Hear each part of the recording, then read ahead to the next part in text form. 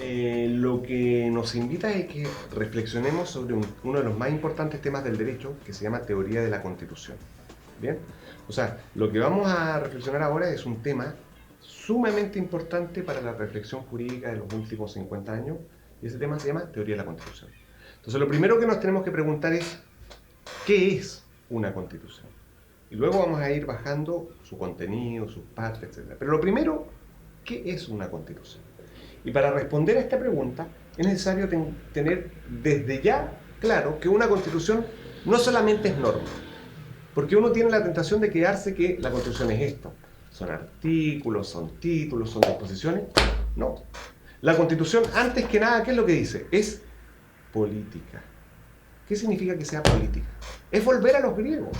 Política viene de politikon. Politikon es sociabilidad humana.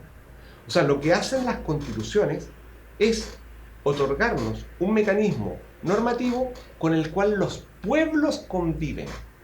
Por lo tanto, antes que la forma jurídica, la Constitución es un texto político y de muchas ideas políticas. Por lo tanto, no es suficiente decir que la Constitución es la norma más importante del Estado. Eso es insuficiente. No, la Constitución es más que eso. Y me permito una definición un poco breve, tomada de un discípulo de un gran jurista alemán que se llama Carl Schmitt, que se llama Lucas Verdugo, Pablo Lucas Verdugo. Una Constitución es una estructura jurídico-política de la convivencia. Es una estructura para convivir. Ese es el elemento nuclear de la Constitución. No solamente es norma, sino que es necesario para convivir. Y por lo tanto, si es una estructura para convivir, ¿qué es lo relevante de su componente? Los mecanismos de generación, que lo vamos a ver en unos momentos más.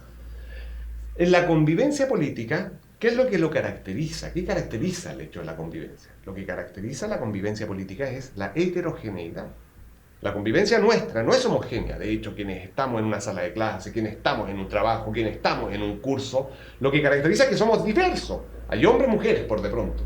Bueno, también miembros de los grupos LGBT. Hay mayores, hay niños, hay ricos, hay pobres. Cuando hay diferencias étnicas también eso se nota. Y todos tenemos que convivir porque todos somos personas y tenemos que convivir con igual dignidad. Entonces lo primero es la heterogeneidad. Por lo tanto, si tenemos una norma para convivir, esa norma no puede venir desde arriba.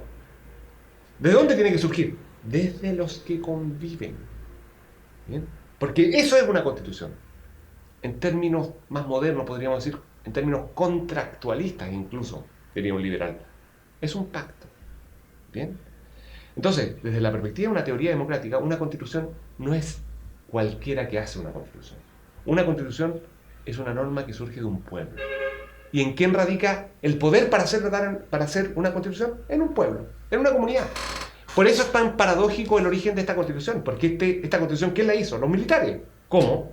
Sustrayendo al pueblo el poder de dar una constitución. Bien, la constitución es una estructura jurídico-política de la convivencia. Desde la perspectiva un poquito más técnica, en una constitución se pueden distinguir claramente dos partes. Esta es una distinción clásica. La parte orgánica y la parte dogmática. La parte dogmática es aquella que contiene valores constitucionales, principios constitucionales, derechos fundamentales. Y la parte orgánica regula la organización del poder del Estado. Entonces, ¿qué es lo que tenemos? Por un lado, dos partes. Y ahí tenemos el contenido constitucional. Valores, principios, derechos, organización del Estado. Y ese contenido se distribuye en dos grandes partes que podemos identificar incluso con algunos capítulos, ¿no? Ahora, hay un problema. ¿Cuál es el problema? El problema lo tenemos con la parte dogmática. Porque la parte dogmática se caracteriza por estar constituida por normas abiertas. ¿Qué significa que sea una norma de textura abierta? Las normas de textura abierta son aquellas que el constituyente las ha dejado pretendidamente así. ¿Por qué? Porque no dicen algo de manera definitiva. ¿Y por qué no lo dice de manera definitiva? Porque las constituciones, si bien no pueden estar para siempre, no son pétreas, pueden cambiar. No es bueno cambiar estas estructuras a cada rato. Entonces se dejan pretendidamente abiertas para que sea la evolución política, social y cultural la que permita su acomodo constitucional. Por lo tanto, esas cláusulas abiertas ¿Cómo se interpretan y se comprenden? Se interpretan y se comprenden en un contexto histórico determinado. Miren, les voy a leer un artículo. El artículo 1 de la actual Constitución dice: la familia es el núcleo fundamental de la sociedad, en su inciso segundo. La familia es el núcleo fundamental de la sociedad. Este texto no ha sido cambiado. En los 30 años de vigencia de la Constitución está igual. El 80, el 90, el 2000, 2016 y este año. Pero la pregunta es, ¿ese texto es lo mismo el 80? ¿O es lo mismo el 90? ¿O el 94? ¿O el 99? ¿O el 2004? ¿O el año 2015? Por supuesto que no. ¿Qué cambió? Cambió el contexto. Interpretemos este texto. Cuando el año 1994 se presenta por primera vez una ley de matrimonio civil para establecer el divorcio como causal de disolución del vínculo matrimonial, la primera vez que se presenta se declara inadmisible en el Congreso Nacional. ¿Y por qué? Por ser inconstitucional.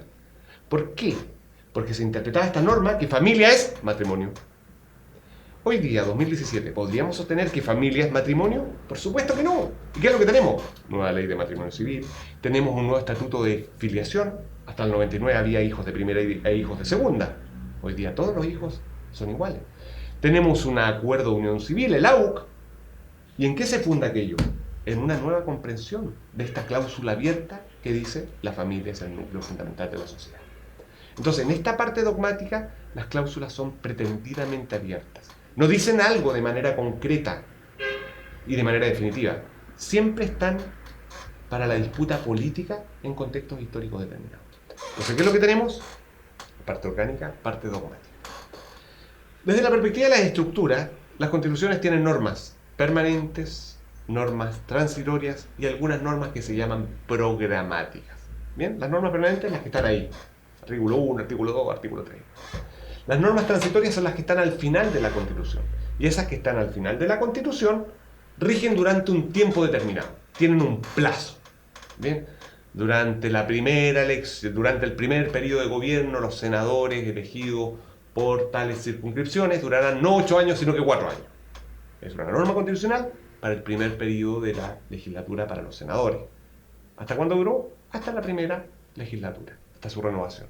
Entonces tenemos normas permanentes, que es las que están ahí en la Constitución, normas transitorias, que duran un tiempo, y las normas programáticas, que son las más complejas. ¿Qué son las normas programáticas?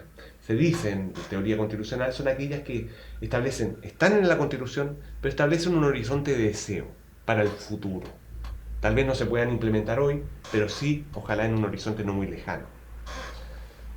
Es lo que se dice respecto de lo que ocurrió en la Constitución del 25 con los tribunales contenciosos administrativos. Decía una disposición que habrá tribunales administrativos. Nunca hubo tribunales administrativos. Disposición programática. Establecía un programa estratégico que ojalá en el día de mañana hubiera tribunales administrativos. Bueno, nunca hubo. Algunos dicen, pero yo no estoy de acuerdo con esta afirmación, pero algunos dicen que en el caso de los derechos sociales son manifestación de disposiciones programáticas, por cuanto deberían depender de la capacidad económica de los estados. Digo que algunos dicen porque yo no estoy de acuerdo con aquella aproximación, porque yo tengo la impresión que los derechos sociales son derechos de la ciudadanía. No se reclaman del mercado y por lo tanto son adscriptivos, es decir, dependen de nosotros porque somos personas, ¿no? Pero algunos dicen que ahí hay un dispositivo de carácter programático, ¿no? Entonces tenemos normas permanentes, transitorias y programáticas. Por último, en el caso de la Constitución, la pregunta relevante en la materia es: ¿quién hace una Constitución? Es la pregunta por el titular del Poder Constituyente.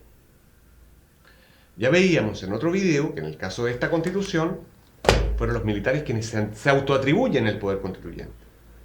Bien, ahí tenemos. ¿Por qué se autoatribuyen el Poder Constituyente los militares? ¿Quién lo autoriza?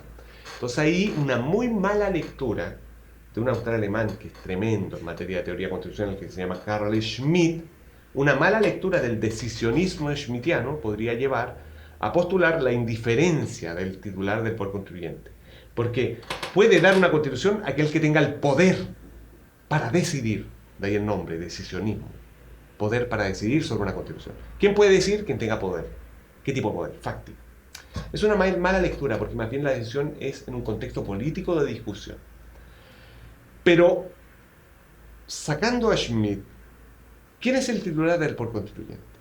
Como lo decía al comienzo, si una constitución es una estructura para convivir, en la convivencia, esta norma, que que nos va a acompañar para que sea vivida por nosotros, no puede ser sino fruto nuestro. ¿Cómo? Mediante la deliberación política sobre su contenido. Por eso es tan importante que surja desde una comunidad viva que se llama pueblo. ¿Bien? Eso es lo que conocemos en términos contemporáneos como el constituyente originario, que opera más bien en ciertas situaciones de crisis, que no es solamente guerra, conflicto, sino que crisis institucional de las instituciones. Constituyente originario, un pueblo, una comunidad. Pero también al interior del poder constituyente se puede hacer la distinción del constituyente derivado, que es un poder instituido y que está en la misma Constitución, y ese poder derivado, deriva del pueblo, puede también reformar la Constitución. Y ese constituyente se llama constituyente derivado, que coincide por lo general con los congresos nacionales. Entonces, ¿qué es lo que tenemos? Y vamos cerrando este capítulo. Una definición, el por qué la Constitución es lo que dijimos. Segundo, un contenido constitucional y sus partes. Tercero, las disposiciones de la Constitución.